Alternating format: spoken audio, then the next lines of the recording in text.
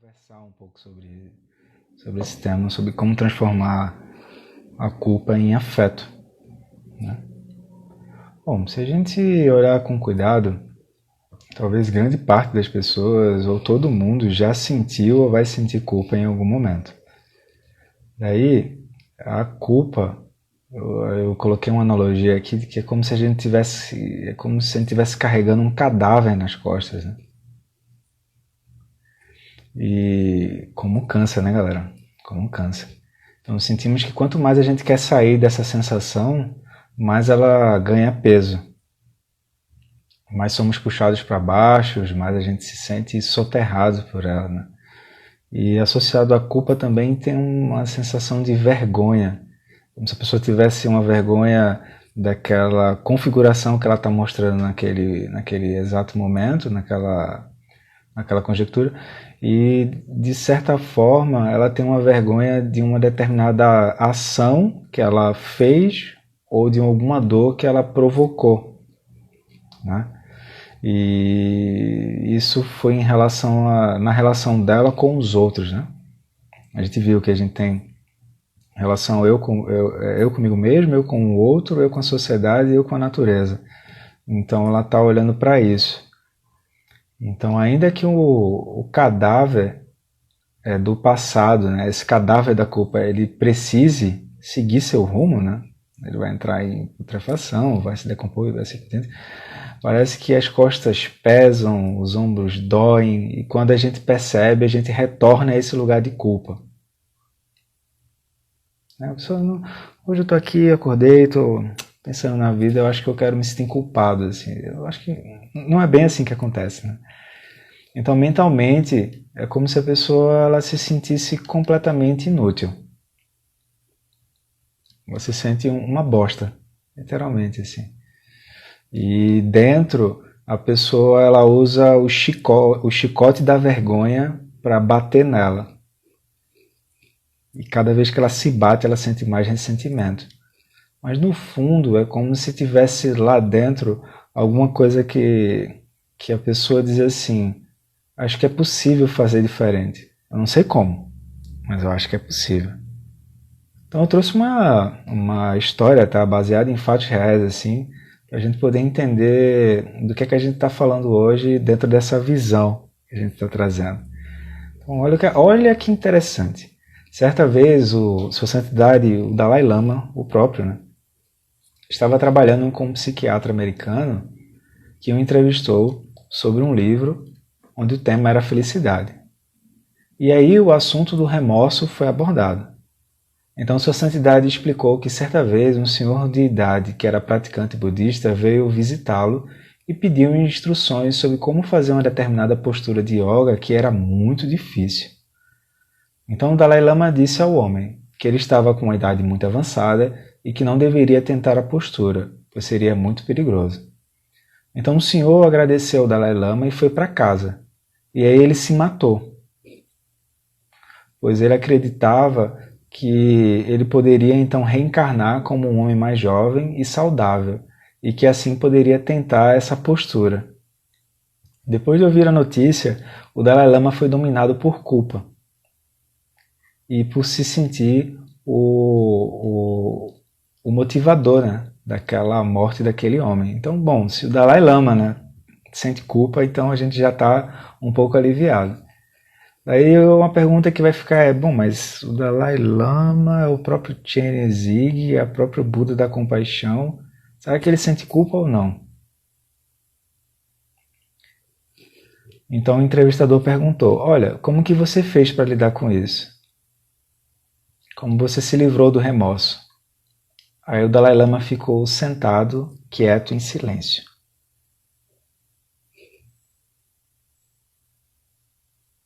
Se fosse alguém de Recife, né, ia dizer, tá tudo bem, bichinho, houve alguma coisa, ele ficou quieto, em silêncio. Então ele pensou muito na questão e disse assim, olha, eu não me livrei dessa sensação. Ela ainda está comigo todos os dias, mas eu continuo a viver com meu coração aberto. Então isso é interessante, né, galera? Porque, bom, Dalai Lama referência budista, é quase como que ele fosse um papa budista, assim. E ele falou que ele sente culpa, né? Mas ele disse que tem uma outra forma de olhar, que é essa forma do que ele está chamando de coração aberto. O que seria isso? Então vamos lá. Eu coloquei aqui um tópico que seria assim, sintomas de culpa. Depois eu vou explicar o porquê disso. Então vamos lá. Em primeiro lugar, a pessoa ela começa a apresentar uma rigidez. Essa rigidez ela aparenta ser externa, e aqui eu coloquei como sendo externa e interna. Tá? Ou seja, tem uma rigidez comigo e uma rigidez para fora. Reverbero aquela rigidez.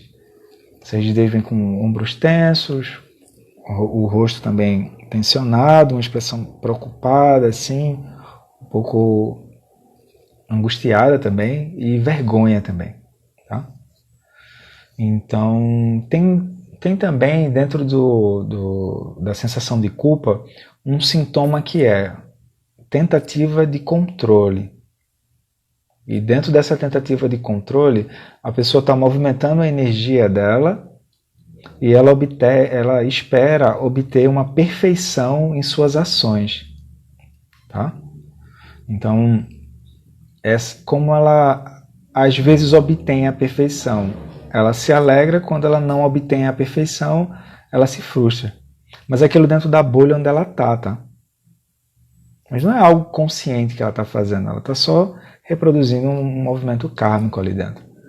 Então o que acontece? Quando a pessoa ela tomou esse referencial de perfeição e ela falha, ela começa a se reavaliar tomando o próprio referencial anterior como ponto de partida de avaliação. Ou seja, ela usa o próprio fracasso para analisar se ela está indo para frente ou para trás.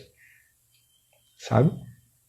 Então, ninguém vai conseguir saindo da culpa, ninguém vai conseguir sair da culpa pulando para dentro de um inferno particular. Que é isso, né? A culpa é um inferno particular da pessoa ali. Seria a pessoa olhar, ela não sabe muito bem o que é aquilo e ela fica construindo um império do fracasso ali. E ela começa a se martirizar ali dentro.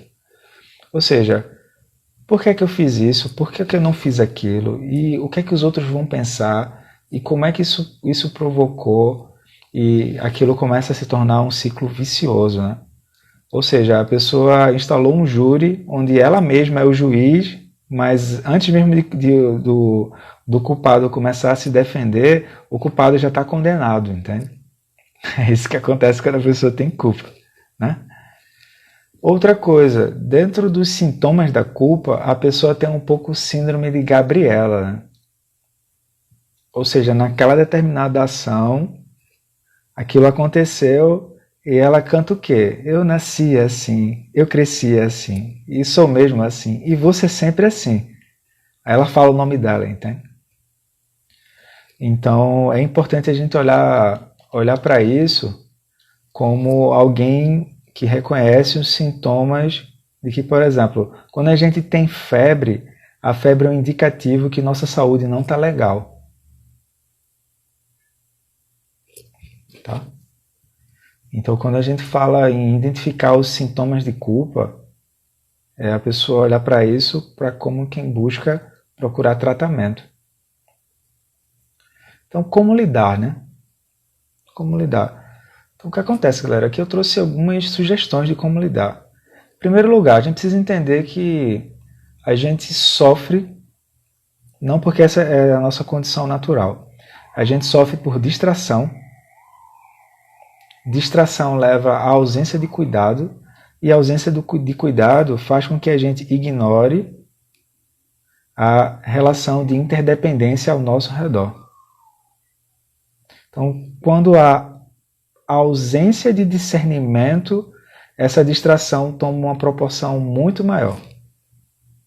Quando tem discernimento, eu começo a me tornar íntimo daquilo que eu realmente sou. Então eu começo a iluminar aquilo que está obscurecido pelos venenos da mente, tá?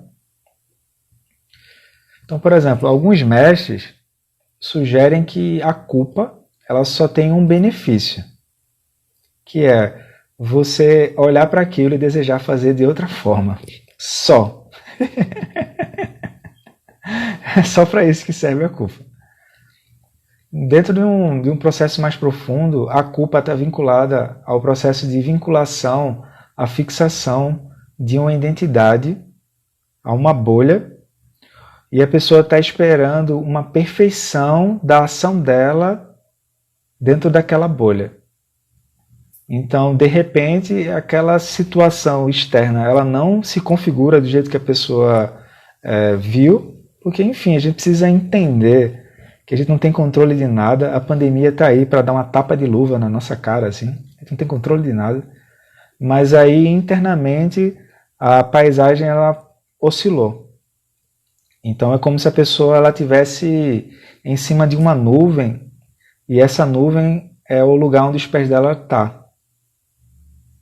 E sem entender direito o que é que levou ela àquele lugar, a pessoa ela pode se sentir, por exemplo, o que a Pema Chodron chama de a pior pessoa do mundo. Tá? Dentro de uma visão da roda da vida, a culpa ela está associada ao reino dos deuses. Tem 6 reinos, né? Cada reino tem uma emoção perturbadora, e o reino dos deuses é o orgulho, que está buscando uma perfeição, uma auto-reificação naquela ação. Então, uma coisa interessante a ser olhado assim, tanto na gente quanto nas pessoas que a gente está ao nosso redor, para a gente identificar essa questão da culpa, é que dentro da culpa surgem olhos que condenam. Parece filme de terror, né? Mas é que assim, esses olhos que condenam, a gente está podendo identificar isso, porque às vezes tu vai falar uma coisinha ou outra e a pessoa já está... Não sei se vocês já viram, tem uma cena de um seriado que eu gosto bastante, que é o Guerra dos Tronos, né? Game of Thrones. Então às vezes tu fala uma coisinha ou outra e tem uma cena do seriado onde a rainha ela sai desfilando e tem um bocado de gente atrás assim gritando shame, né? Ou seja, vergonha. Então é mais ou menos isso que acontece quando a pessoa está com culpa, né?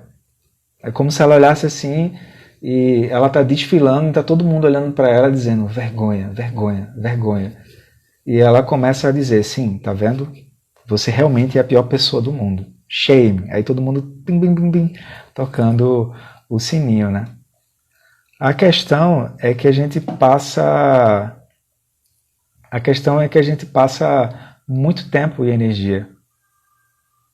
Então é assim, eu estou gastando muito tempo e energia tentando me livrar da culpa. Quanto mais eu tento reforçar essa sensação de decepção, é paradoxal, né? Mas assim, quanto mais eu tento reforçar isso, mais eu reforço a solidez daquilo. Então é crucial mesmo, assim, que a gente entenda a questão da compaixão e da grande compaixão. Tá? A compaixão seria desejar beneficiar os seres e aliviar o sofrimento deles, de imediato, né? A curto, médio e longo prazo. Assim. E também tem a grande compaixão. A grande compaixão inclui o aspecto de compaixão, mas ela tem um aspecto de prajna.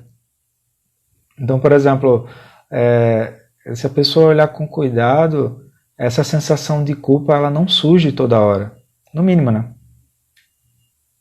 E aí tem esse aspecto de aversão, que é quanto mais ela tenta lutar contra a culpa, mais essa sensação de hostilidade ela aumenta. Então a gente começa a entender o seguinte, ó, a culpa ela aparece, ok, eu preciso ser honesto e entender isso assim, não, a culpa aparece. Tem uma justificativa ali dentro, eu vou para lá, vou para cá, falo isso, falo aquilo, as pessoas ao redor começam a falar e não tem nada a ver com o que tu está pensando, mas tu já fica assim, tá vendo? Shame, vergonha. Tem um porquê que tu começa a ficar se justificando ali dentro. Tem ações ali dentro. E geralmente a pessoa ela está presa dentro de uma paisagem onde ela está vendo coisas do passado e ela fica se reavaliando. Tomando como referencial o fracasso e a decepção. Né? É como se fosse o lado obscuro do reino dos deuses. Assim. E a pessoa nunca parou para lidar com isso. Né? Ela está procurando esses negócios aí de propósito, meta, mindset, enfim, essas coisas úteis ela não parou para olhar. Então o que acontece? A pessoa precisa olhar que essa bolha ela só vai ser sustentada se eu tiver fixado aquilo. Então, dentro da roda da vida, a pessoa poderia olhar Samskara, segundo ela. Tá? Não é o tema de hoje, mas ela poderia olhar.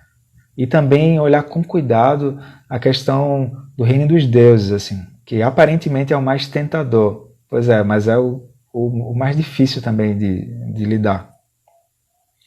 Então, se a pessoa aprender a soltar aquilo, mas não é assim, vou soltar e tá tudo bem. Tipo assim, eita, eu tava com uma culpa aqui e dormi, cochilei. Quando eu cochilei que eu acordei, a culpa foi embora. Não é isso, entende? Isso é uma visão ingênua. A culpa não foi embora. O ponto é tu aprender a soltar, que é não se reificar como sendo a culpa. Tá? Por exemplo, a pessoa hoje em dia ela não vai dizer assim, eu sou a Covid. Ela pode dizer, eu fui infectada pela Covid, mas eu sou a Covid, não. Porque ela tem uma visão mais ampla em relação àquela aparência, né? E aí, se eu começar a ter discernimento sobre como é que funciona o movimento da mente ampla em relação a essa mente estreita que se fixa na culpa, essa sensação de culpa ela começa a se diluir. Tá?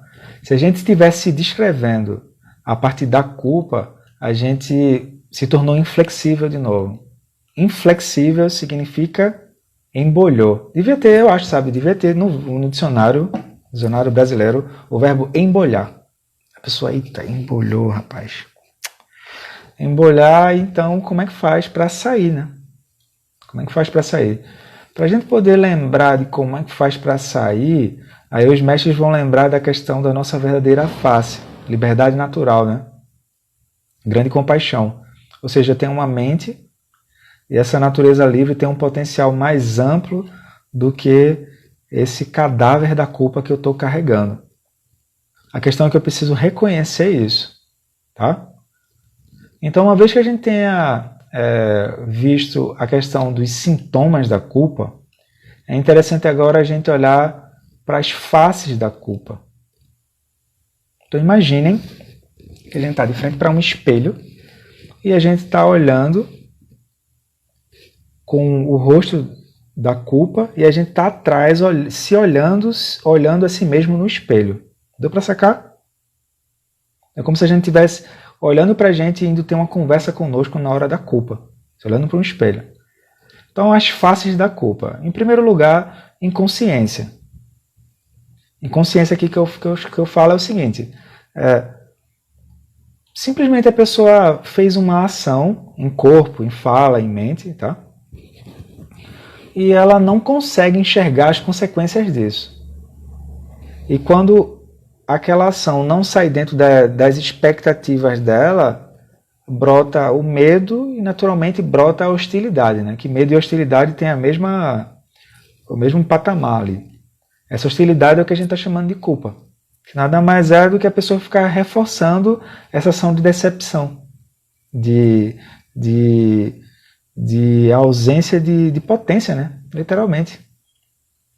Então, em primeiro lugar, inconsciência. Pode acontecer isso, tá? Ou seja, eu estou fazendo aquilo de novo, e de novo, mas eu não estou consciente das consequências dessa ação. Depois, a segunda face diante da culpa, né? Seria o quê? Eu agora estou consciente de que essa determinada ação, essa determinada configuração da mente, tá? Ela faz com que eu faça uma reincidência da culpa. Ou seja, eu fiz a ação, mas agora brota um arrependimento, no sentido de que eu olho com uma visão mais elevada e vejo que posso fazer diferente. Mas esse fazer diferente, ele não vem como um conjunto de regras, tá? Ele não vem como um conjunto de regras. Ele vem como uma questão da base onde eu estou repousando a minha mente. Essa questão dos ensinamentos, do treinamento, ele vem justamente para falar isso, assim. Ou seja, eu tenho ações da mente que são anteriores a essa ação condicionada de girar no tic-tac da roda da vida, tá? Ou seja, geralmente a pessoa ela diz assim, não, agora eu entendi. Quer dizer que quando essa ação acontece, eu agora já sei o que fazer. Não sabe. Não sabe o que fazer. Porque esse agora eu sei o que fazer, na verdade, você está tomando você mesmo como referencial. E aí você precisaria olhar com cuidado se esse tomar a si mesmo como referencial está levando você muito longe. Tá? Porque o que acontece? Gente, o apego à autoimagem é muito forte, pessoal. E a autoimagem, ela se dá a descrição que ela quiser. Quer ver um exemplo? Você é uma pessoa apegada? Não. Não, eu sou não. Apegado? Eu? Não, não, não. Aí tu vai na casa da pessoa. Aí tu experimenta deixar a louça um pouco desorganizada, assim. Daqui a pouco vem o fiscal daquilo, assim. É de idade local, né? E diz, olha, não sei o que está acontecendo, mas né, a louça suja não dá. Aí, você disse que não era uma pessoa apegada. Não, é que assim, apegado eu não sou, mas, né? Ou seja, a pessoa pode se descrever como ela quiser. Mas essa questão do apego à identidade, às autoimagens, isso é algo que a gente precisa olhar com cuidado. Tá? Então, além de ter consciência, eu agora posso estar consciente de que essa ação produz culpa. Mas se tiver ausência de discernimento, você não vai caminhar muito longe. O cadáver vai estar junto. Tá? Então, ou seja, além de carregar a sensação de culpa, eu não sei o que fazer com ela. Ótimo. Porque quando agora você descobriu que você não sabe o que fazer com ela, você agora está disposto a mudar.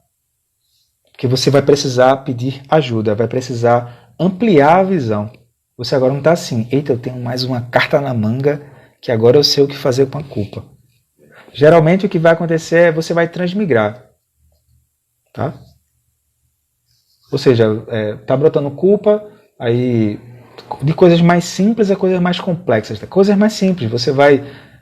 você não é você, né? Ou seja, a gente vai se entupir de comida, vai procurar, sei lá, comer besteira, vai procurar comprar coisas que nem sabe de onde é que está vindo aquilo. Mas é sempre assim, eu tento rejeitar aquilo, né? Tentando me suprir de coisas fora, porque eu não consigo aceitar. A identidade ela não consegue aceitar, né? E ela fica no jogo de aceitação ou hostilidade, né? Aceitação ou hostilidade. Está tudo descrito na roda da vida, tá? Então, se eu não gerar essa ausência de tipo assim, ok, eu entendo a culpa, mas eu não sei o que fazer com ela. Precisa chegar nesse lugar, pessoal, por incrível que pareça. Porque quando eu digo assim, eu entendo a culpa, mas eu não sei o que fazer, eu vou procurar algo diferente fora do meu referencial. Ao invés de eu gerar uma nova identidade que diz, não, agora eu já sei. Ou seja, ao invés de eu gerar o hábito de me sentir culpado e seguir sem discernimento a respeito, eu agora entendo. Olha, eu tenho uma natureza livre, natureza de Buda, tem também a vacuidade como meu testemunho, e tudo isso que está acontecendo diz respeito à ignorância. Eu não sou essa identidade culpada, mas eu tenho alguma coisa que acontece dentro de mim que eu acabo me fantasiando desse ser culpado. Eu queria que esse carnaval acabasse logo, porque eu sofro com isso, né? Aí seria uma boa coisa. Então, tendo dado esse panorama geral, como é que a gente faz para transformar a culpa em afeto? Então, trouxe algumas recomendações, tá? Conselho barato aqui, que é assim. A pessoa para e se pergunta, olha, surgiu a culpa. Beleza.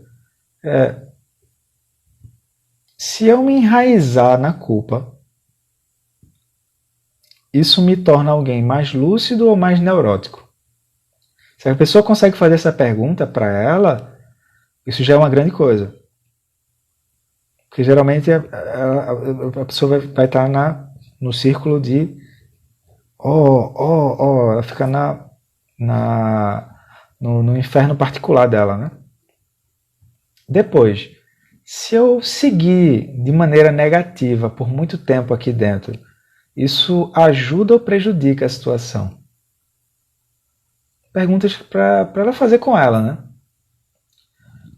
Aí, se a pessoa olhar com cuidado, o que acontece? Ó? Quanto mais ela centrar nela mesma, ou seja, quanto mais ela se autocentrar, autocentramento, como mais ela tomar a própria experiência dela como referencial de um mundo lúcido, mais ela se afasta da lucidez. E isso é algo que a pessoa vai ter que olhar para isso, né? Geralmente a gente sempre tem uma carta na manga. Quarto ponto para a pessoa olhar é assim: surgiu a sensação de culpa. O que é que eu não estou conseguindo aceitar? Ou seja, eu queria que tivesse sido assim, eu queria que não tivesse sido assado. Geralmente a sensação de culpa vem o quê? Eu estou rejeitando o fracasso, né? Eu não consigo lidar com isso. Eu não consigo me decepcionar, por exemplo. Não consigo me sentir triste e por aí vai. Não é para ter ódio a essas sensações, não é isso. Mas é que quanto mais hostilidade eu tenho a esse processo, mais ele ganha solidez. Entende? Ou seja, quanto mais a gente resistir, quanto mais a gente tentar evitar olhar mais de perto, mais a pessoa vai se fechar nela mesma. E esse é que é o problema. O problema não é a culpa. É que ela tenta se fechar nela mesma e ela não tem consciência de que está fazendo isso. Tá? Então a mente é livre, a mente é aberta e tem uma inteligência chamada compaixão. Tá? E se você se fechar em você novamente, você entra lá em loop.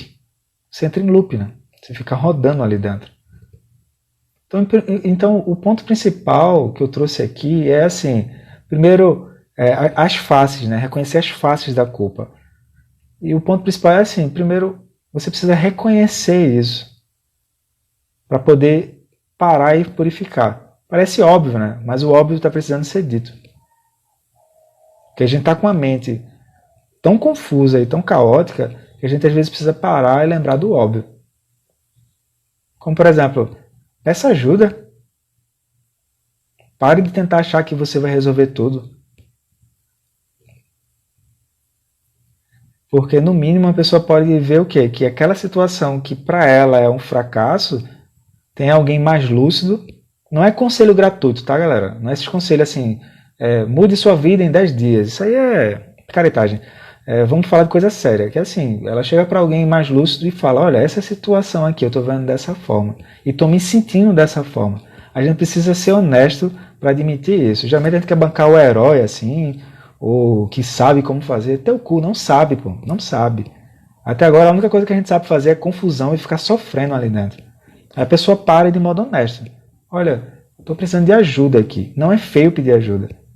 E se tu tiver a sorte de ter pessoas lúcidas ao redor, aí a pessoa para e diz, olha, isso aqui está acontecendo comigo. Precisa ter essa honestidade, sabe? Ao invés de se autocentrar dentro de uma imagem que diz, não, da próxima vez eu sei como fazer. Perdeu. Perdeu. Você está jogando um jogo muito perigoso. Tá? Uma vez que isso acontece, agora a gente percebe que nossa mente está saindo desse campo minado da ignorância. Tá? Ignorância não é assim, você não sabe. Não, a ignorância por ver de maneira estreita, eu não consigo estar aberto a essa visão mais ampla, dessa mente ampla de sabedoria, essa mente ampla de compaixão. Tá? Então, uma vez que eu me movi dessa sensação de ignorância e estou olhando para essa bolha, eu já estou com um pé fora. Eu estou com um pé dentro e um pé fora. Isso é muito útil. Tá? Eu não estou negando, também não estou afirmando. Nem estou sendo otimista, nem pessimista. Estou sendo realista. Como lidar com aquilo? Né? Como é que a culpa ganha o peso que ela tem, como a gente que iniciou na live, de eu estar com a sensação de estar carregando um cadáver nas costas. Então já pensou, a pessoa pesa 70 quilos, ela está carregando ela mesma de 70 quilos nas costas. Uma hora a lombar vai doer, amigo. No mínimo, né? Então agora eu entendo as causas e as consequências de eu ficar reificando aquele processo. Pode fazer de várias formas, né? Posso entender as causas e consequências em corpo, fala e mente, vendo as ações, né? Por exemplo, quem tá se sentindo culpado está com o corpo tenso. Isso já é uma boa coisa de começar. Posso ir também para o aspecto de energia, entender que a primeira coisa que acontece é essa parte aqui do coração, por exemplo, tranca, né? Os ombros vão para frente, eu quero me fechar. Quando eu me sinto culpado, eu me fecho diante do mundo. Eu estou no meu mundinho ali. E esse mundinho faz com que eu sofra. Isso é interessante, né, galera? A gente olhar para isso. Quanto mais eu tentar lutar, mais piora. Então, ao invés de eu tentar, por exemplo, ficar voltando para o passado e tentar rever onde é que esse resultado minuciosamente, né, me culpando, né, com o chicote da vergonha, GOT, né, Game of Thrones, shame, eu olho e digo, olha, eu tenho compaixão daqui para frente. Esse é o ponto. Então eu posso fazer isso, se eu tiver conexão com a meditação, eu posso fazer, porque eu começo a praticar a meditação silenciosa, eu começo a ver que a mente ela tem um movimento caótico e tem a hora que ela está quieta. E no meio disso tem uma inteligência que reconhece a si mesma de maneira ampla. Então eu começo a perceber que esse movimento de culpa, ele surge, mas se eu não reagir a ele de maneira automática, ele mesmo se revela como ele é. E depois ele segue. Seria pela meditação silenciosa. Depois, pelo aspecto da sabedoria. Estuda com cuidado os 6 reinos da roda da vida, em especial o reino dos deuses. Porque a culpa seria dukkha, o outro lado, seria a queda, né? Ou seja, a pessoa está tentando ser perfeita. E ela tem muito controle sobre as ações dela. E uma hora esse controle não vai funcionar, essa perfeição não vai funcionar também. Esquece essa coisa de perfeição. Lembra que é um ser humano e aí a prática principal seria a compaixão.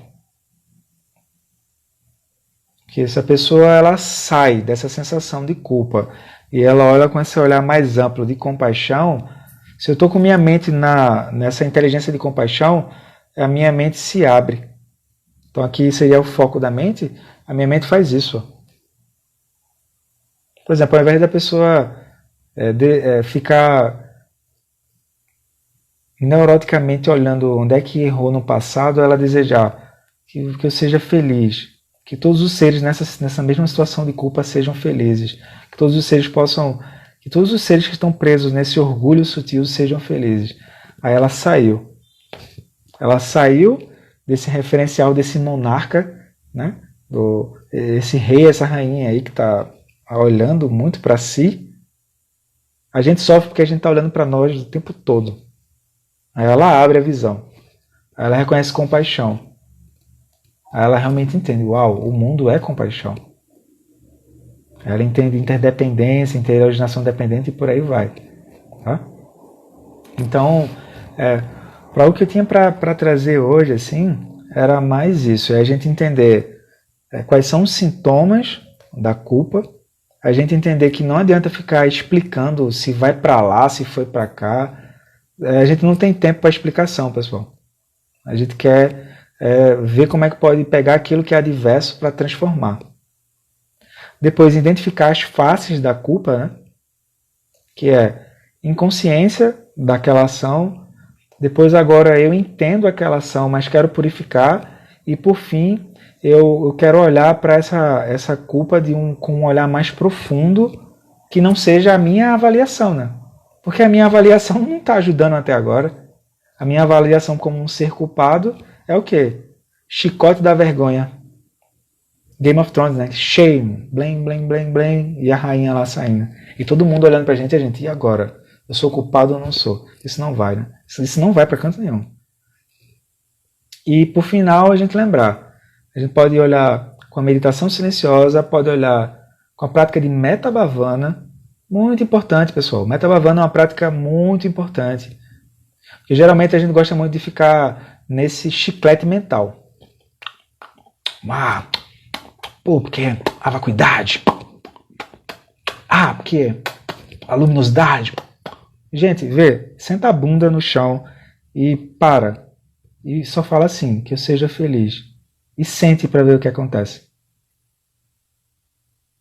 Que eu encontre as verdadeiras causas da felicidade. Que eu encontre as verdadeiras causas do sofrimento. Que eu possa me livrar desse processo. Que eu possa fazer a prática por inteiro e ver o que acontece. Eu estava vendo uma prática que abre o coração, entende? A gente está um pouco zumbi de intelectualidade. A gente está muito aqui. E a gente precisa voltar para aqui. Porque quando a gente volta para cá, a gente entende que as pessoas que estão do nosso lado, elas podem mudar a carcaça. Podem mudar o idioma, podem mudar tudo. Mas dentro é igual. Não tem ninguém que é melhor ou pior. Aí tu pratica compaixão, amor, alegria e equanimidade. Aí vê o que acontece na vida quando a pessoa pratica isso, né? Compaixão, desejo sincero que o outro se livre daquele sofrimento, que ele possa encontrar as causas verdadeiras daquele sofrimento. É sincero, tá, pessoal? Porque às vezes a gente quer usar compaixão como se fosse um sim carinhoso, não vai funcionar. É sincero, tá? Compaixão. Amor. Aí tu olha para o outro e tu entende, uau, ainda que o outro está manifestando aquilo, ele é vítima da própria mente dele, mas ele tem qualidades positivas para manifestar ali dentro. Então vou me relacionar com essas qualidades positivas. Então compaixão, amor, alegria. É natural. É natural que tu olhe e tu se alegre. Ou seja, a alegria do outro é a minha alegria e eu vou ajudar. Não existe isso de minha alegria, a alegria do outro. É simples, alegria. E depois equanimidade. Equanimidade é assim, eu não estou escolhendo quem merece compaixão, amor e alegria. Porque geralmente a gente vai começar e a gente quer escolher, né? Oh, compaixão, amor e alegria, assim, para esse ser aqui maravilhoso que está do meu lado. Aquele outro aqui, mais ou menos. O chefe, nem entra. Aí a gente vai aprimorando, né? Ou seja, só o fato da pessoa lembrar que ela pode ampliar a visão dela além dela mesma, esse é o ponto. E no final, tudo converge para Bodhicitta, né? Que é essa motivação de querer compreender isso mais a fundo para poder beneficiar os seres que não conseguem se ver com essa visão ampla. Então seria uma boa coisa, sabe, gente? A pessoa aspirar que eu possa entender como funciona o processo de culpa, para poder beneficiar outros seres que também estão passando por esse processo, porque não precisa sofrer tanto quanto sofre. Não precisa. É mais uma questão de visão, questão de reconhecimento. E aí, às vezes, tem que ir alguém lá falar. Esse alguém é qualquer um de nós aqui. A diferença, claro, é a experimentação que a gente tem disso. Mas as pessoas estão precisando disso, né? Estão precisando disso. Então, galera, o que eu tinha para trazer para hoje sobre a culpa era isso. Era todo esse aparato, assim. Eu espero ter ajudado vocês, tá? E a gente vai fazer a dedicação de méritos, tá bom? E toda quarta-feira a gente está se encontrando nesse mesmo bate-horário, que é 20 e 27, com temas trazidos por vocês.